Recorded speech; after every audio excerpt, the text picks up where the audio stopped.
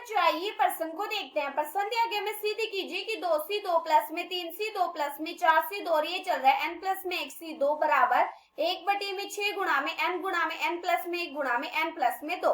बच्चों इस प्रश्न की जो हमारी मुख्य अवधारणा वो क्या बनती है? मुख्य अवधारणा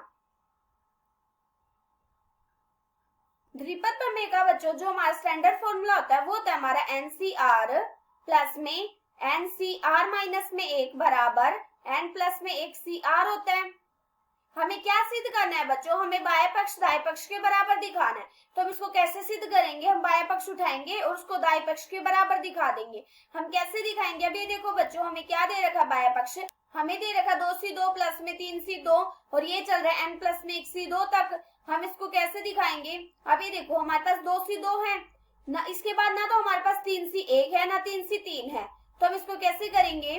अभी देखो हम इसको ऐसे लिख सकते हैं, हम जानते हैं कि 3c3 बराबर क्या होता है 1 के और 2c2 बराबर भी क्या होता है 1 के, तो ये दोनों बराबर आ जाएंगे। इसका मतलब 2c2 बराबर 3c3 आ जाएगा। अब हम क्या करेंगे? इसकी मदद से अलग श्रेणी बनाएंगे।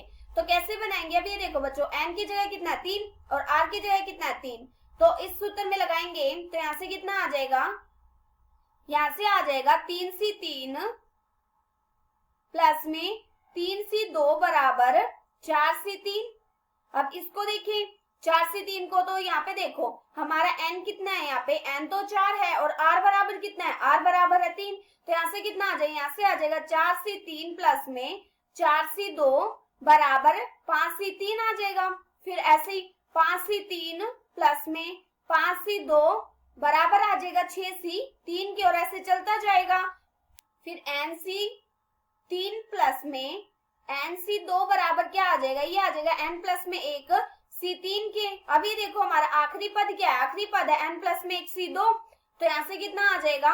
यहाँ से आ जाएगा n प्लस में 1 c3 प्लस में n प्लस में 1 c2 बराबर n प्लस में 2 c3 आ जाएगा। अब हम क्या करेंगे? इसको हल कर देंगे, n प्लस में 2 c3 को हल कर देंगे। हम एक सूत्र जानते हैं बच्चों कि NCR को खोलने का हमारा क्या सूत्र होता है? इसका हमारा सूत्र होता है n का फैक्टोरियल बटे में n माइनस में r का फैक्टोरियल गुणा में r का फैक्टोरियल।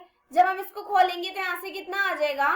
ऊपर आ जाएगा n प्लस में 2 का फैक्टोरियल बटे में 3 का फैक्टोरियल गुणा में n प्लस में 2 माइनस में 3 का फैक्टोरियल। यहाँ से कितना आ गया? यहाँ से आ गया n प्लस में 2 का फैक्टोरियल बटे में नीचे कितना आ जाएगा? नीचे आ जाएगा 3 का फैक्टोरियल गुणा में n माइनस में 1 का फैक्टोरियल।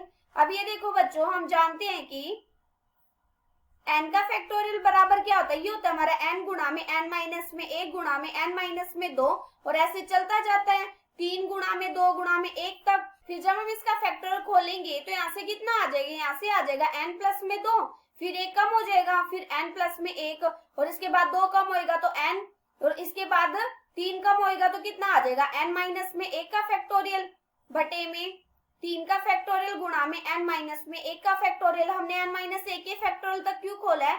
ताकि नीचे वाला कट जाए। अब ये देखो n माइनस 1 के फैक्टोरियल से n माइनस 1 का फैक्टोरियल कट जाएगा। यहाँ से कितना आ जाएगा? यहाँ से आ जाएगा n गुणा में n प्लस में 1 गुणा में n प्लस में 2 बटे में 3 का फैक्टोरियल खोलेंगे तो कितना आ जाएगा? 3 गुणा में 2 गुणा में 1 कितना आ गया?